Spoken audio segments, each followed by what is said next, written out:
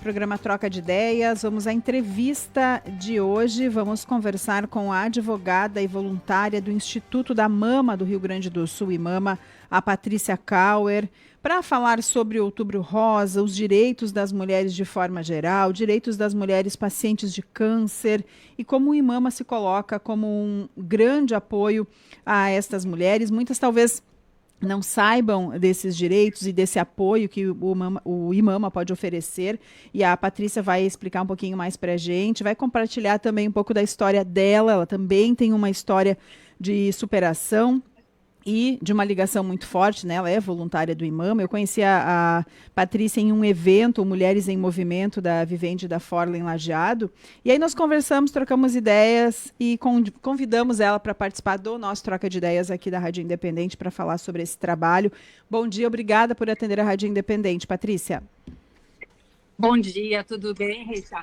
Tudo certo. Contigo? Comigo também, agradeço muito o convite, né? Como eu sempre digo, é muito importante a gente poder falar a respeito desse assunto, especialmente no outubro, né? Que é o mês dedicado a essa prevenção e a possibilidade que a gente tem de conhecer mais, né? A respeito das entidades que trabalham com o câncer de mama e, como tu falaste, né? Os direitos dos pacientes que muitas vezes a gente não conhece, né? Patrícia, eu acho que antes de a gente entrar nessa questão dos direitos, dos números também, que eu acho que é bem importante falar a respeito dos números no Rio Grande do Sul, especialmente os números atendidos pelo IMAMA, fala um pouquinho da tua história. Também tens uma história de superação, entende muito bem o que muitas pessoas também já passaram ou estão passando. Exato. Eu tive o diagnóstico, fui diagnosticada com câncer de mama aos 45 anos. E eu recém tinha feito aniversário, então eu brinco que eu estava assim, pronta para começar os 45 do segundo tempo, né? E aí veio aquele diagnóstico e eu pensei assim, tá, e agora?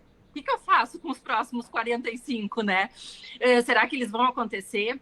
Realmente, é um susto que a gente leva, mas também, ao mesmo tempo, no meu caso, né, eu tive tanto apoio, tanto assim, da minha família, como, obviamente, dos médicos, que logo eu comecei a enxergar novamente a luz, né, na estrada, e as coisas foram se clareando. Eu fui vendo que realmente eu tinha feito um diagnóstico precoce e que eu conseguiria passar por aquele momento.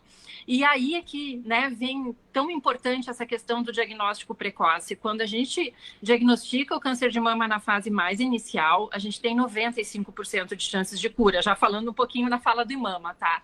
Mas isso, para mim, bateu muito forte, porque eu tive um acesso muito facilitado, né, ao tratamento. Em menos de 20 dias, entre o diagnóstico, eu já estava fazendo a cirurgia. Isso é bom. Isso foi bom não só porque, claro, o câncer não espera, mas porque a cabeça da gente fica mais... tu consegue enfrentar aquela situação, né, com mais facilidade, porque... Claro, tu ter que passar por uma quimioterapia e tudo mais acaba mexendo um pouco mais, né? Eu, no caso, em função do diagnóstico precoce e também, claro, das características do tumor que eu tive, eu não precisei fazer quimioterapia. Então, quando a gente vê assim, um tratamento passar muito rápido, tudo é mais fácil, né? Eu não precisei me afastar por muito tempo das minhas atividades. Então, economicamente, isso também acaba tendo um impacto, né? Então, por isso que a gente fala tanto no diagnóstico precoce. E eu peguei isso para mim, né? E achei que eu precisava, diante da minha experiência, diante do que aconteceu comigo, eu tinha que levar isso para mais pessoas e bater muito nessa tecla do diagnóstico precoce. Patrícia, Ricardo aqui, bom dia. Vamos falar um pouco de como é que está essa questão da divulgação, e não só da divulgação, mas da conscientização em relação a mulheres, ao câncer de mama. É esse período, a gente fala há tanto tempo já do Outubro Rosa, mas como é que vocês percebem esse engajamento, a diminuição nos casos, ou se talvez não diminuir os casos, porque quanto mais se divulga, talvez mais se vai atrás, se busca o diagnóstico e se tem uma informação de um número maior de pessoas que estão tendo a doença, mas por outro lado é mais cedo e é mais fácil de conseguir a sua cura, como você destacou agora no início. Fala um pouco desses números, como é que está essa situação, se as pessoas estão mais conscientes, estão fazendo essa procura cada vez mais cedo. O que vocês sentem no IMAMA? Bom dia, Ricardo. Pois é, então a questão, assim, a incidência do câncer de mama é uma situação que a gente pouco consegue modificar, né? Claro que fazendo a prevenção primária, que a gente diz que é fazendo atividade física, tendo uma alimentação saudável, né? Cuidando a nossa mente e tudo mais, corpo, mente e espírito, né? A gente consegue fazer o que a gente chama de prevenção, tá? Mas o que a gente precisa mesmo é cuidar dos índices de mortalidade. Porque quanto mais avançado a gente detecta o câncer de mama, menores são essas chances, né? De sobrevivência. Mas o IMAMA trabalha há 31 anos, né, trabalhando com essa questão do diagnóstico precoce, e os números, como eu disse, né, com relação à incidência, a gente não consegue modificar muito, tá? Mas a mortalidade, sim. Aí nós temos algumas situações que eu vou te dizer que, na verdade, hoje nós temos por dia, 49 mulheres morrendo, tá? Todos os dias, 49 mulheres morrem por causa do câncer de mama no Brasil. Isso é um número muito alto. A gente precisa cada vez mais trabalhar em cima disso, né? Para continuar modificando, para continuar... alguns números, sim, melhoraram. Por exemplo, o Rio Grande do Sul hoje é o 6º em incidência do câncer de mama. Porto Alegre é o 4º em incidência do câncer de mama e já foi muito pior, tá? Então, eu acredito que sim, o trabalho do IMAMA e de outras entidades que, né, trabalham com essa questão do diagnóstico precoce tem surtido efeito. Mas a gente ainda precisa trabalhar muito, muito, porque nós temos dificuldade do acesso, né? O acesso a exames, o acesso ao diagnóstico, o acesso ao tratamento.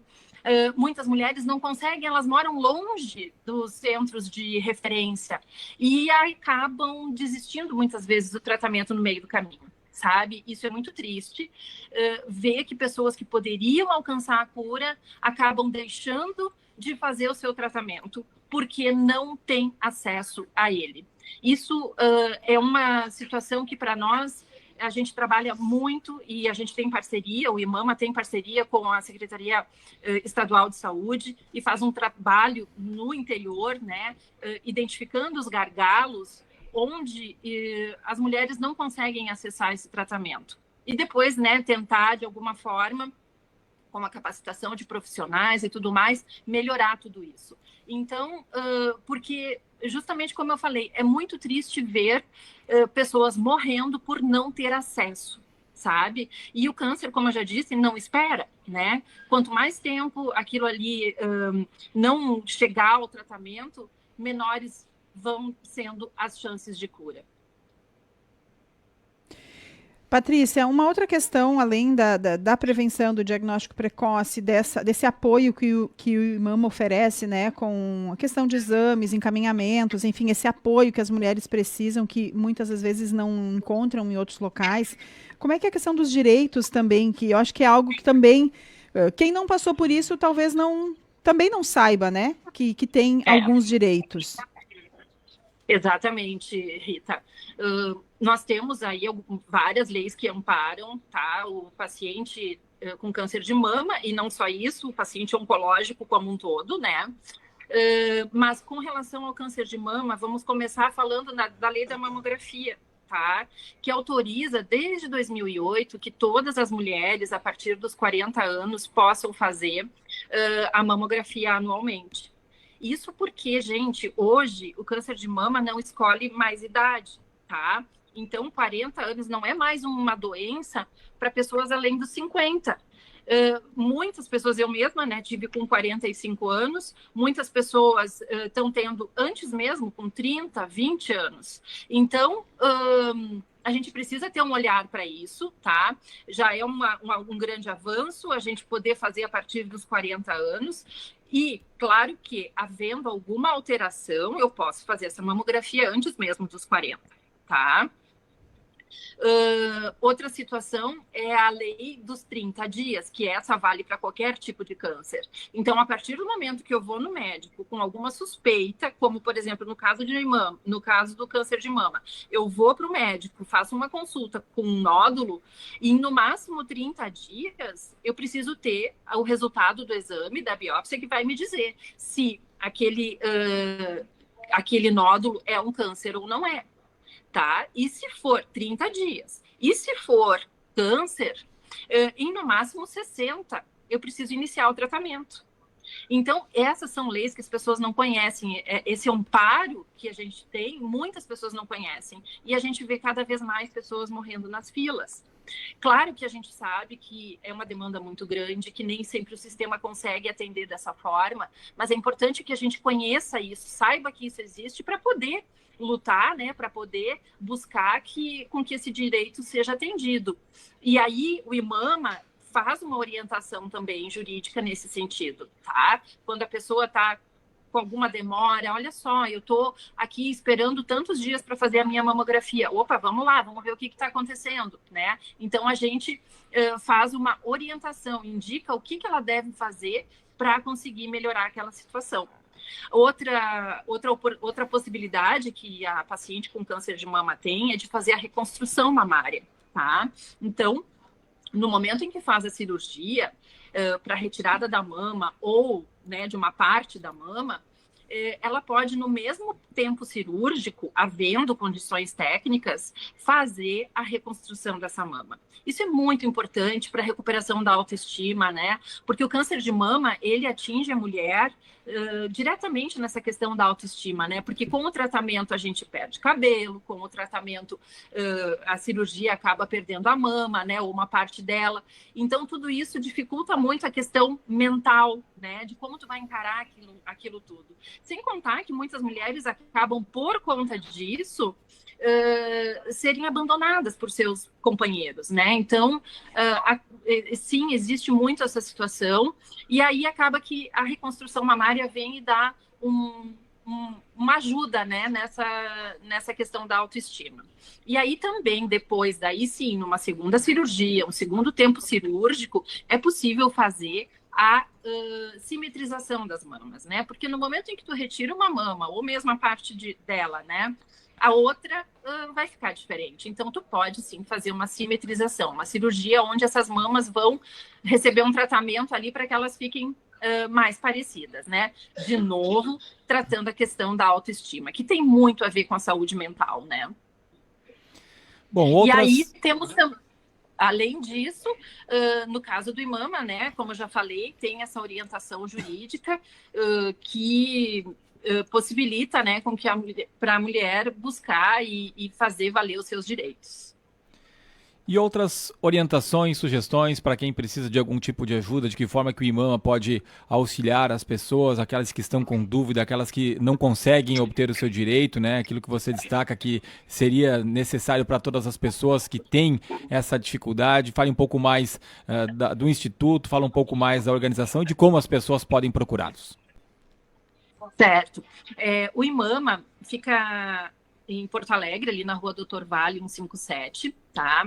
Nós temos ali também atendimento, todas as mulheres que nos procuram, tá? Elas são cadastradas e depois, mensalmente, a gente faz um atendimento, faz o contato com elas para saber se tudo que elas estavam precisando foi atendido, tá? É o que se chama de navegação do paciente, é o nosso dia a dia lá no IMAMA. Então, a gente entra em contato com essas mulheres para saber se elas conseguiram, né, acessar o tratamento, se elas conseguiram acessar o diagnóstico.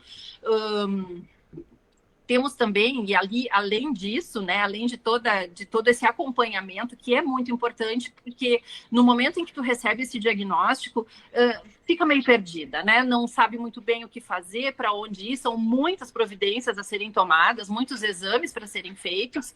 Então, a gente faz essa ponte, né, entre o paciente e o que precisa ser feito, encaminhando e ajudando nesse sentido. Mas, além disso, nós temos também a questão nós temos um banco de perucas bastante vasto, né? Muitas perucas de todos os tamanhos e todas as texturas, né, de cabelo, onde ela pode ir lá e escolher aquela peruca, utilizar pelo tempo que ela necessita e depois devolve para que a gente dá para outra pessoa, né? Isso também trabalha muito a questão da autoestima. Mas aí, além disso, nós temos atendimento com fisioterapeuta, temos micropigmentação de areola, porque no momento da retirada da mama, muitas vezes não é possível preservar o mamilo. E aí essa micropigmentação vem e devolve aquele mamilo, né, com uma espécie de tatuagem, e que fica muito, muito parecido, assim, né, com o real, fica bonito, inclusive, tá?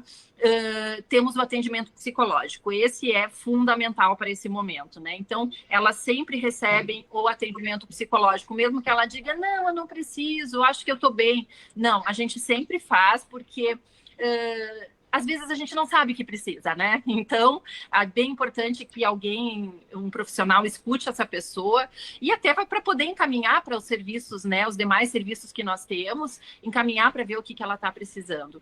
E aí também essa questão psicológica é muito importante para a família, né? A família também precisa ter um atendimento para que possa passar, né, por esse momento de uma forma mais fortalecida, né? Para poder amparar melhor essa mulher. Muitas vezes é a mulher que carrega a família nesse momento, porque quando é com a gente parece que consegue lidar melhor. Os outros, as pessoas ao redor, né, ficam às vezes mais até fragilizadas que a gente. Mas todo mundo caminhando junto e com boa vontade, né, e pensando uns nos outros, é mais fácil passar por isso, é uma forma mais leve. Inclusive o IMAMA também, nesse sentido, tem um papel muito importante, porque nossas voluntárias, a grande maioria passou pela jornada do câncer de mama, né? Então, quando uma pessoa chega lá, né, iniciando essa jornada, tendo recebido o diagnóstico há pouco tempo, ver uma outra pessoa que já tenha passado e que está bem, isso dá um amparo, né? Isso faz com que ela sinta assim, bom, eu tenho chances, eu vou lutar porque eu vou conseguir me curar e existe sim muita vida depois do câncer. Por isso é importante a tua fala também, né, Patrícia? Advogada voluntária do Instituto da Mama do Rio Grande do Sul, IMAMA, Patrícia Cao. E por isso que é importante também o teu depoimento, além de todas as outras informações. Ai, que bacana, que bom, né? Porque é isso que eu acho importante quando a gente passa por uma situação assim, poder falar, poder dizer que sim, que vale a pena lutar, que vale a pena ir adiante e que nós temos, né, em quem buscar amparo e damos as mãos umas às outras, né? As mulheres têm muito essa coisa, né, de estar juntas, de se ajudar. Então, eu acho que foi muito isso que eu busquei no IMAMA, de poder trabalhar com esse amparo, né? Contar a minha história, dizer que eu venci e que isso é possível para todo mundo. Tá certo. Patrícia Kauber, ela que é advogada e voluntária do Instituto da Mama do Rio Grande do Sul, IMAMA, obrigado por atender a Rádio Independente. Um bom trabalho pela frente, uma ótima semana também.